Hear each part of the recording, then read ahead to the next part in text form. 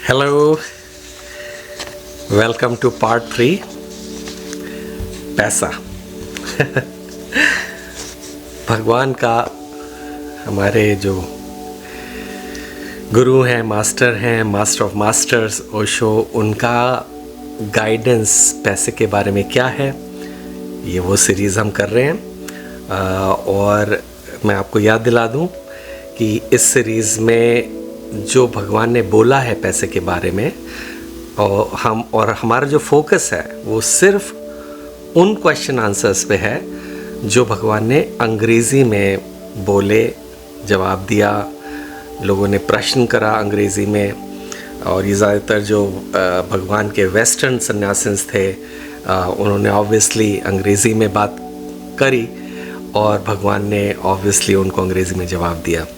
तो ये मेरा एक प्रयास है कि वो बातें हिंदी में आप तक पहुँचें।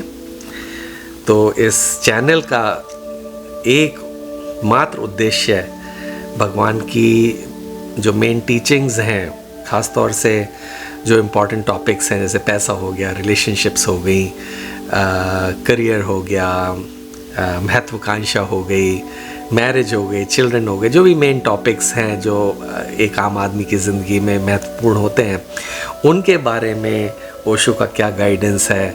तो ये चैनल उसी को डेडिकेटेड है। हमारा उद्देश्य, एकमात्र उद्देश्य, सिर्फ उन बातों को एक आम आदमी के लिए सामने लाना है। तो दूसरी बात यह है कि देखिए, जो ओशो के सन्यासी हैं मेरी तरह, जैसे मेरा नाम स्वामी आनंद निर्मल है और मैं 30 साल से ज़्यादा हो गए, एग्जैक्ट नंबर याद नहीं है मुझे, 89 से लेकर, और उससे पहले से ओशो को पढ़ भी रहा था, तो 89 से सन्यासिन हूँ। तो सन्यासिन क्या होता है, शायद आप में से जो लोग सन्यासी नहीं हैं या जो लोग ओशो को अभी बस समझने की कोशिश कर रहे हैं, तो ये चैनल सिर्फ उन्हीं लोगों के लिए है जो अंग्रेज़ी शायद में उन्हें मज़ा नहीं आता या समझते नहीं हैं। तो जो महत्वपूर्ण कुछ टॉपिक्स हैं उसमें जो ओशो ने बोला है उसको मैं हिंदी में ट्रांसलेट करके ला रहा हूँ। तो इसमें पहले से मैं हमेशा से कहता हूँ कि इसमें मुझसे पॉसिबल है कि मेरा ट्रांसलेशन में कहीं कमी आ जाए। कमी क्यों आ जाए? इसलिए नहीं कि मुझे इंग्लिश से हिंदी में ट्रांसलेट करना नहीं आता है, लेकिन देखिए ओशो की बातें इतनी डीप साइकोलॉजिकल बातें हैं और उसके पीछे बहुत कॉन्टेक्स्ट होती है कि किसने पूछा। तो ओशो हमेशा कहते थे कि मैं टॉपिक से ज़्यादा एक व्यक्ति को जवाब दे रहा हूँ। तो मेरे लिए पहली मुश्किल तो ये है कि वो कॉन्टेक्स्ट जो ओशो देख पाते थे वाइब्रेशन से उस व्यक्ति के, कि उसके दिमाग में क्या चल रहा है, उसका हाव भाव क्या है, उससे वो समझ जाते थे, तो उसका जवाब उस हिसाब से देते थे।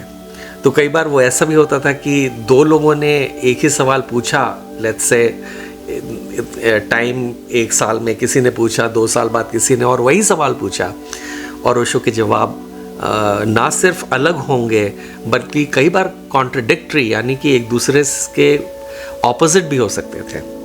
तो ये भी मेरे साथ परेशानी है कि मैं कॉन्टेक्स्ट तो नहीं आपको एक्सप्लेन कर सकता, ना मुझे पता है, क्योंकि ये समय में जब बात हुई ना, ये जो पर्टिकुलर सीरीज़ मैंने पकड़ी है ये 1974 की सीरीज़ है।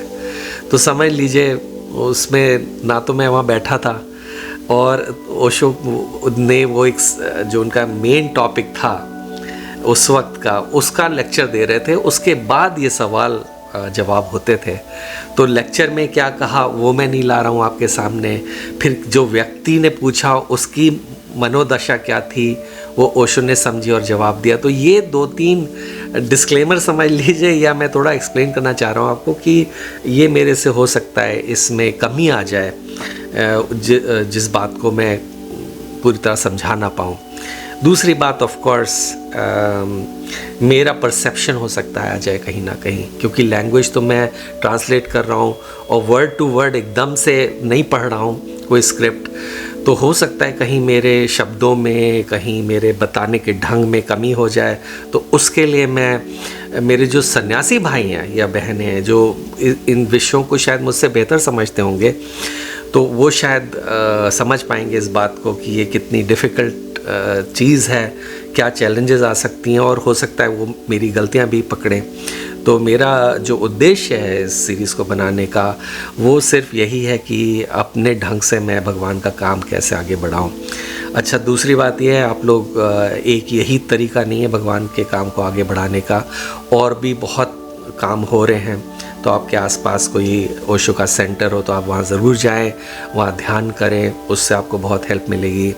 उसके अलावा बहुत सारे मित्र, अभी हमारा जो पूना का मेन आश्रम है जिसका जो मैनेजमेंट है उसने कब्ज़ा करा हुआ है, और मैं अपने मित्रों का, सन्यासी मित्रों का जिक्र करना चाह रहा हूँ कि उनका तहे दिल से धन्यवाद कि वो इस मिशन पे जी जान से लगे हुए हैं, on the ground, away from the ground, हर तरीके से मदद वो करने की कोशिश कर रहे हैं कि बाशो जो हमारा आश्रम का एक हिस्सा है उसे बेचा जा रहा है तो वो ना बिके। तो एक shout out to them, cheers to them, और उनके प्रति बहुत ग्रैटिट्यूड, और कीप इट अप। तो वो काम भी चल रहा है, बहुत सारे मित्र हैं जो उसमें टोटली 100% लगे हुए हैं। मैं अपने ढंग से जो यहाँ इतना दूर अमेरिका से बैठ के जो कर पा रहा हूँ वो करता हूँ। कभी साइन कर देता हूँ किसी उस पर, कभी वो कैंपेन चलती है सिग्नेचर की, वो कर देता हूँ, कभी एनोनिमस कुछ पैसे भेज देता हूँ। बाकी जो मेरे बहुत सारे बहुत घनिष्ठ क्लोज मित्र उसमें जुड़े हुए हैं तो वो सुन के भी बड़ी खुशी होती है। तो ये काम जो मैं कर रहा हूँ ये अपने जिसमें मज़ा आता है, थोड़ी स्किल्स हैं और थोड़ा ट्रांसलेशन करने में मज़ा आता है, थोड़ा एकेडमिक किस्म का आदमी हूँ तो मुझे इन सब चीज़ों को करने में बहुत मज़ा आता है, तो मैं ये कर रहा हूँ। तो कोई आपके सवाल जवाब हो तो बताइएगा। बहरहाल यूट्यूब चैनल पे आप ये देख पाएंगे। तो चलिए शुरू करते हैं। ये तीसरा भाग है, भाग 1, भाग 2 आपने देखा, तो उसका एक छोटा सा रिकैप कर लेते हैं फटाफट। तो भाग 1 में, और मेरे पास नोट्स हैं, अगर आप सोच रहे हो मैं क्या पढ़ रहा हूँ तो ये मैंने जो अपने, ये अंग्रेज़ी में ही है नोट्स, लेकिन मैं इनको स्पॉन्टेनियसली ट्रांसलेट करने की कोशिश कर रहा हूँ हिंदी में। ऐसा नहीं कि मैं कोई स्क्रिप्ट पढ़ रहा हूँ। इसमें वर्ड बाय वर्ड जो ओशो ने बोला ये वो कॉपी पेस्ट करा है। तो आप देख सकते हैं कि ये मैंने कॉपी पेस्ट करा है और काफ़ी डिटेल में बहुत है। अगर मैं इसको सबको पढ़ने लगा तो शायद आपका बहुत टाइम ले लूँगा, तो मैं इसको शॉर्ट में बताऊँगा जो ख़ास पॉइंट्स हैं। तो देखिए, पहले भाग में ओशो ने कहा कि मनी क्या है, तो उसके जवाब में उन्होंने कहा पैसा आपका चीज़ों को पकड़ने में, पोजेस करने में, आपका जो प्यार है चीज़ों को पकड़ने में, ये मेरा है, ये मेरी है, ये आदमी मेरा है, ये औरत मेरी है, ये गाड़ी मेरी है, ये सब मेरा मेरा मेरा, जो पकड़ने की एक बचपन से, कहते हैं 3-4 साल की उम्र से जब एक बच्चे को ठीक से उसकी दिमाग चलने लगता है तो उसके मन में आता है ये मेरी गुड़िया, ये मेरा बल्ला, ये मेरी बॉल। तो वो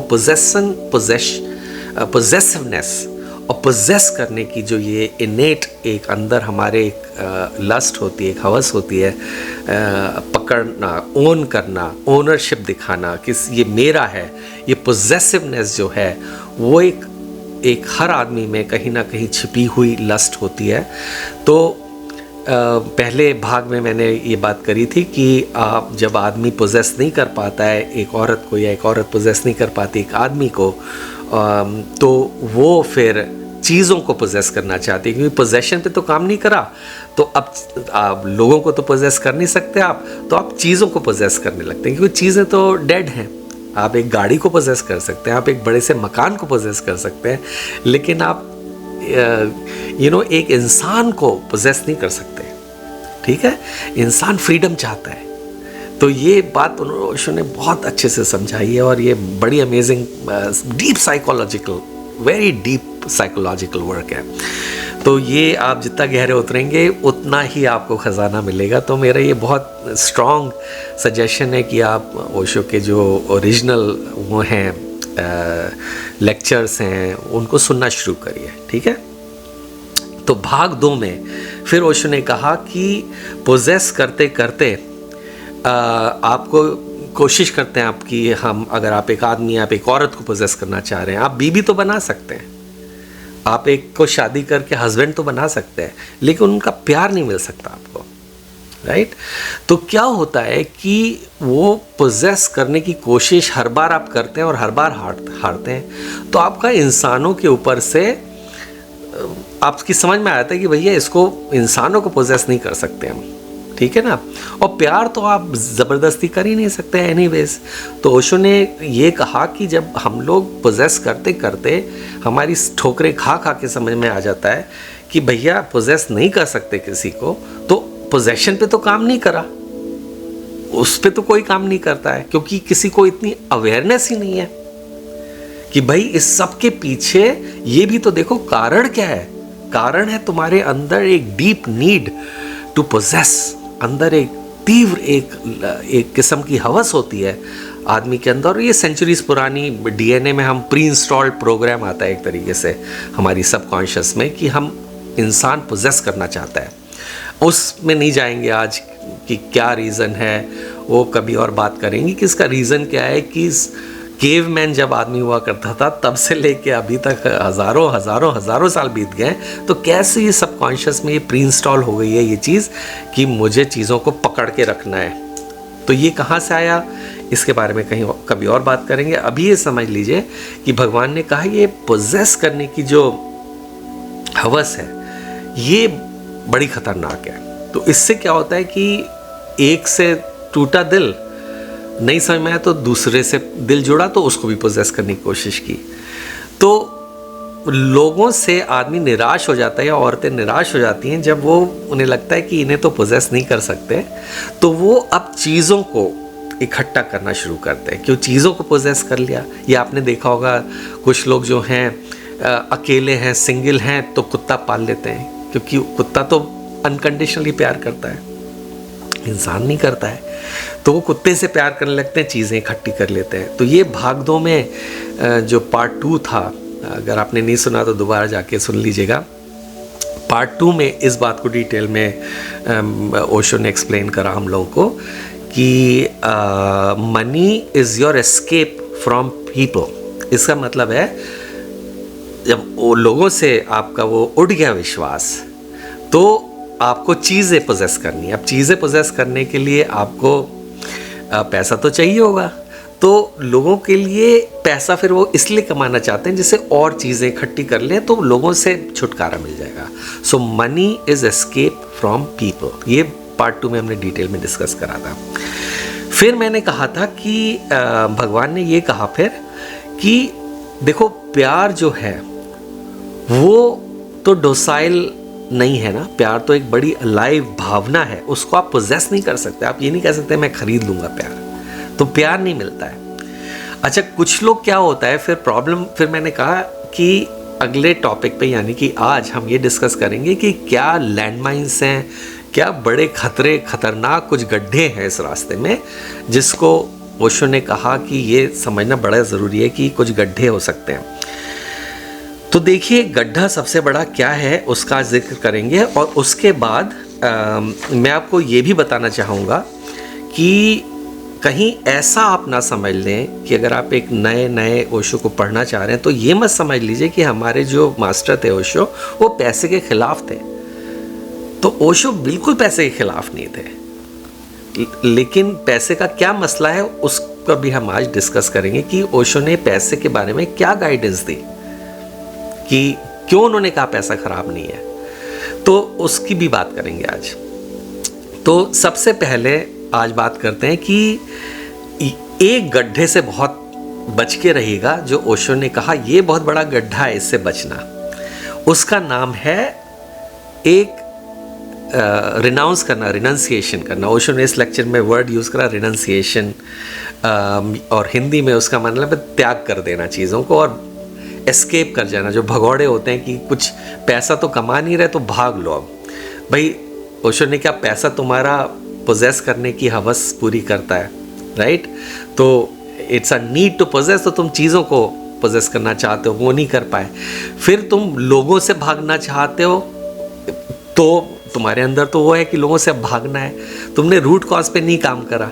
अब तुम्हें पैसे चाहिए भाई, अब तुम पैसे नहीं कमा पाए तो तुम क्या करोगे? तुम कहोगे ये तो बेकार की चीज़ है, यहाँ से निकलो और कहीं पहाड़ पे जाके एक गरीबों की ज़िंदगी जीते हैं, वो स्पिरिचुअल ज़िंदगी है। तो हमारा जो सन्यास है भाई, उसमें ये बात मैं आपको समझा दूँ, आप किसी भी मेरे सन्यासी भाई या बहन से पूछ लीजिएगा, वो आपको सब बताएंगे यही बात कि हमारे उसमें पैसे को हम लोग बुरा नहीं मानते हैं, क्योंकि हमारे मास्टर ने इसमें बहुत क्लियरली बोला कि पैसा इज़ नॉट ईविल। जैसे और धर्मों में या और गुरुओं में आपने ट्रेडिशनल जो सोसाइटी के जो ट्रेडिशनल गुरुज होते हैं, रिलीजियस लोग होते हैं, उनकी मिथ क्या है कि उतनी ही पैर फैलाओ जितनी चादर है ना। या फिर आपने सुना होगा कि money is the root of all the evil, या पैसा ईविल है, या जो अमीर लोग होते हैं वो बड़े खतरनाक लोग होते हैं, वो ईविल होते हैं। यानी कि उन्होंने सारे अमीर लोग जो होते हैं उनसे बच के रहना। कभी आपने देखा है किसी फेरारी चलाते हुए आदमी को या मर्सिडीज चलाते हुए आदमी को क्रिमिनल देखा है? वो कभी किसी को चेन खींचते हुए देखा है किसी औरत की? कौन खींचता है औरतों की चेनें? कौन झपटता है पर्स? कौन है क्रिमिनल? तो वो बात दूसरी है। तो ओशो ने बहुत साफ कहा था, ना भोगो ना त्यागो, बस जागो। तो उन्होंने त्यागने या रिनाउंस करने की बात कही थी, वो दूसरा एक्सट्रीम है, उधर मत जाना। तो उनका एग्जैक्ट क्या इस क्वेश्चन में जवाब था, वो मैं आपको पढ़ के सुनाता हूँ। उन्होंने कहा था कि मैं तुम्हें कॉशन कर रहा हूँ, मैं तुम्हें सावधान कर रहा हूँ ऑपोजिट साइकोलॉजी से। I am कॉशनिंग you against the opposite psychology. देखिए, एक बहुत अमेजिंग बात कही ओशो ने कि एक डीप साइकोलॉजी तो ये है कि हम पोजेस करना चाहते हैं, एक डीप साइकोलॉजी ये है कि अब हम चीज़ों को पोजेस करना चाहेंगे। तो ओशो ने कहा एक ऑपोजिट साइकोलॉजी है, उससे बड़ा सावधान रहना। तो वो कहते हैं फिर कि देखो, एक बार तुम्हें पैसा मिल गया तब तुम्हें समझ में आता है कि ये क्या हुआ, मैंने इतना पैसा कमाया, अब भी कुछ मज़ा नहीं आ रहा है। तो ओशो ने कहा कि money, you realise that money in itself is empty. Money अपने आप में उसका कुछ मीनिंग नहीं है, उसके अंदर कुछ ऐसी क्वालिटी नहीं है कि आपको लगा कि मनी से मेरा जीवन दिल भर जाएगा, मेरे जीवन में पता नहीं कितनी खुशियाँ आ जाएंगी। अरे आप उनसे पूछिए ना जिनके पास पैसा है। एक बार आप पैसा कमा लिया, आपने पूरी ज़िंदगी जमा करके इधर गए, आप सपोज करिए आप बड़े अमीर बन गए, तो ये बात मैं आपको गारंटी से बता दे रहा हूँ, क्योंकि मैं ये जीत चुका हूँ और जी रहा हूँ कि पैसा कमा लिया ना आपने, तब भी आपके जीवन में गारंटी नहीं है कि पैसा की वजह से आप ये कह सके। कोई डायरेक्ट कोरिलेशन नहीं है, डायरेक्ट प्रोपोर्शन नहीं है इसका कि A is directly proportional to B, कि you know happiness is directly proportional to money. और ये बात आपने सुनी भी होगी कि भाई पैसा तुम्हें, ये हमारे यहाँ मिथ हैं, उसकी बात नहीं करेंगे, लेकिन ये आपने सुनी ज़रूर होगी, पैसे से तुम बिस्तर खरीद सकते हो, नींद नहीं खरीद सकते, राइट? तो समथिंग लाइक दैट। तो ओशो ने कहा कि जिनका पैसा है उनको ये समझ में आ गया कि पैसे से ना तो हेल्थ मिलती है, ना पैसे से प्यार मिलता है। तो एक तरीके से ये चांस है, इसकी पॉसिबिलिटी है कि वो लोग अब ज़िंदगी को हेट करना शुरू कर दें कि इतनी तो ज़िंदगी बेकार है, इतना करा, ये सब भागे दौड़े चेज़ करा और आखिर में पैसा लाए, तब भी वो खुशी तो उतनी दूर है। तो जब तुम वहाँ पहुँचे तब यू रियलाइज़ कि तुम अभी भी मिजरेबल हो, और शायद ज़्यादा मिजरेबल हो, शायद ज़्यादा दुखी हो जाओ, क्योंकि अब तो वो उम्मीद भी नहीं है जो तुम्हारे पहले थी कि एक दिन हो सकता है जब पैसे आएंगे तो खुशियाँ आ जाएंगी सारी जहाँ की। और जब तुम वहाँ पहुँचे तो पता लगा कि नहीं है, तो अब तुम्हारे पास वो उम्मीद भी नहीं रह गई, तो अब तो नाउम्मीद हो गए। तो ये बहुत बड़ा टेम्पटेशन होगा तुम्हारे अंदर कि सब रिनाउंस कर दो, सब त्याग दो और वो मंक बन जाओ। सुना है ना, the monk who sold the Ferrari? तो वो monk who sold the Ferrari वाला सिंड्रोम में पड़ जाओ कि कुछ नहीं रखा है, सब बेचो बाचो और हिमालय पे गुफा में जाके महात्मा बन जाओ। मैंने देखे हैं ऐसे लोग, यहाँ अमेरिका में ऐसे लोग हैं जो एकदम से बड़े वो थे, बहुत अमीर बने, फिल्म प्रोड्यूसर बने, एक को मैं जानता हूँ, और अब वो महात्मा जी बन गए। तो देखिए, फिर ओशो कहते हैं कि देखो, समझो, money should not be the goal. मतलब उसकी परस्यूट, मनी की परस्यूट में मत भागो, मनी को चेज मत करो। जो पिछली बार मैंने कहा था कि लोग बस पूजा करके भीख मांगते हैं लक्ष्मी माँ से कि पैसा दे दो, पैसा दे दो, पैसा दे दो। पैसा देखिए एक बड़ी सीक्रेट चीज़ है, लेकिन उसके पीछे बेगिंग करना, लक्ष्मी माँ के को मैं बहुत प्यार करता हूँ, ऐसी बात नहीं, क्योंकि पैसा को प्यार करना, उसके साथ एक अच्छी रिलेशनशिप बहुत ज़रूरी है। लेकिन हमारी रिलेशनशिप पैसे के साथ बहुत ख़राब है, तो वो कभी और बात करेंगे, वो मेरे अपने टॉपिक्स हैं। अभी मैं जो ओशो ने कहा उस पर फोकस करता हूँ कि money in itself should not become the goal. तो ओशो कह रहे हैं, but I am not saying at the same time that you should renounce it and become beggars. Use it, it is a good means. यानी कि पैसा को use करो। मैं पैसे के खिलाफ बिल्कुल भी नहीं हूँ, और मैं इसके तो बिल्कुल ही खिलाफ हूँ कि तुम त्यागी बन जाओ, तुम त्याग दो सब और एक भिखारी बन जाओ। Don't become the monk who sold the Ferrari, है ना। पैसे को कमाओ बिना चेज करे और उसको इस्तेमाल करो, यूज करो। पैसा एक बहुत बढ़िया जरिया है बहुत सारी और चीजों के लिए। किन चीजों के लिए? अरे हमारे जो संन्यास है उसमें सेलिब्रेशन एक बहुत बड़ी एक वैल्यू है। यानी कि हम लोग सेलिब्रेट, लाइफ को सेलिब्रेट करने में बहुत विश्वास करते हैं। तो आपने देखा होगा ओशो के सन्यासीज को कि वो नाच गाना कर रहे हैं, तो ये हमारी एक बहुत बड़ी वैल्यू है, one of the top value है सेलिब्रेशन करना लाइफ को। यहाँ की मौत को भी हम सेलिब्रेट करते हैं। तो पैसा अगर आपके पास है तो उसको यूज़ करिए, उसको खर्च करिए ना, खर्च करिए, अच्छा खाना खाइए, घूमिए फिरिए, मौज मस्ती करिए, उससे जो चीज़ आपको पसंद है वो खरीदिए। अरे पैसा नहीं होगा तो आप कैसे लाइफ को एंजॉय करेंगे, कैसे दूसरों की मदद कर सकते हैं, कैसे आप दुनिया में इम्पैक्ट ला सकते हैं, इन्फ्लुएंस ला सकते हैं, अपनी जो टैलेंट है उनको आगे बढ़ा सकते हैं। वो सब के लिए पैसे की ज़रूरत होती है। तो पैसे को इस्तेमाल करिए इस धरती को और खूबसूरत बनाने में।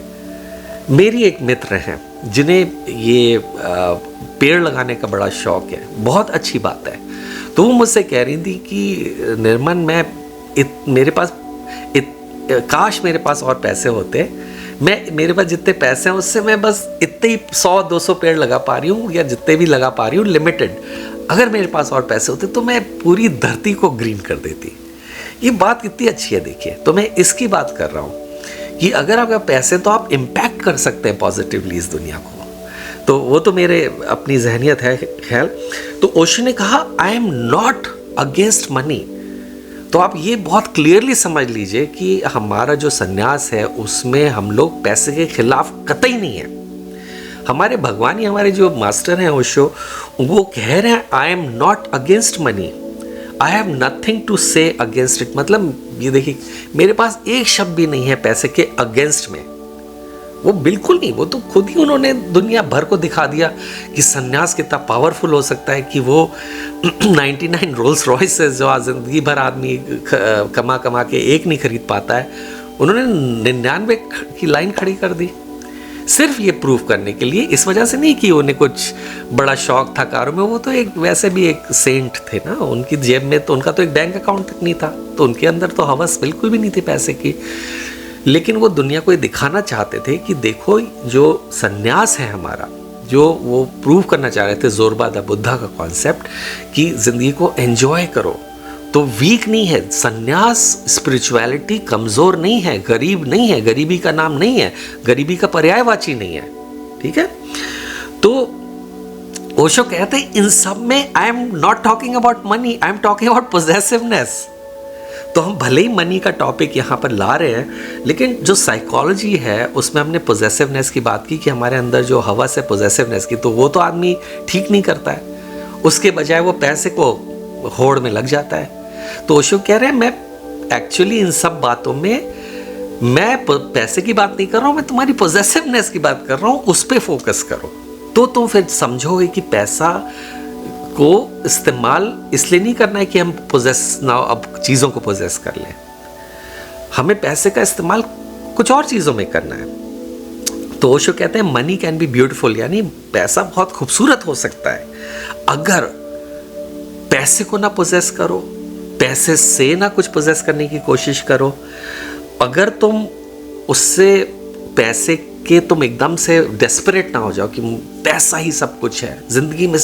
ऐसे लोगों को मैं जानता हूं अपनी जिंदगी में जो पैसे से ऑब्सेस्ड है, ये नहीं कि जिंदगी को एंजॉय करें, बस पैसा और चाहिए, पैसा चाहिए, पैसा चाहिए, ऑब्सेशन है। तो ओशो ने उसके अगेंस्ट बोला है कि अगर तुम ऑब्सेस ना हो पैसे से तो पैसा बड़ी खूबसूरत चीज हो सकता है। स्पेंड इट, उससे उसको खर्चो, अपना एक कॉन्शियस लाइफस्टाइल बनाओ, अब वो करो जिसमें तुम्हें मज़ा आ रहा है। अब देखिए, मैं ये अपने घर में मैंने एक स्टूडियो बनाया हुआ है, वहाँ से रिकॉर्ड कर रहा हूँ। आज बाहर बहुत ठंड थी, तो आज मैं यूजुअली तो बाहर आपको ले जाता हूँ अपने घर के आसपास वॉक करना है, या कभी धूप में आपको ले जाता हूँ, वहाँ से रिकॉर्डिंग करता हूँ। आज मैं अपने घर में स्टूडियो से रिकॉर्डिंग कर रहा हूँ। तो ये स्टूडियो कोई चीप थोड़ी ना है, इसको बनाने में, ये पूरा साउंड सेटअप करने में, ये अपना शौक है, इसको पूरा करने के लिए पैसे की ज़रूरत है।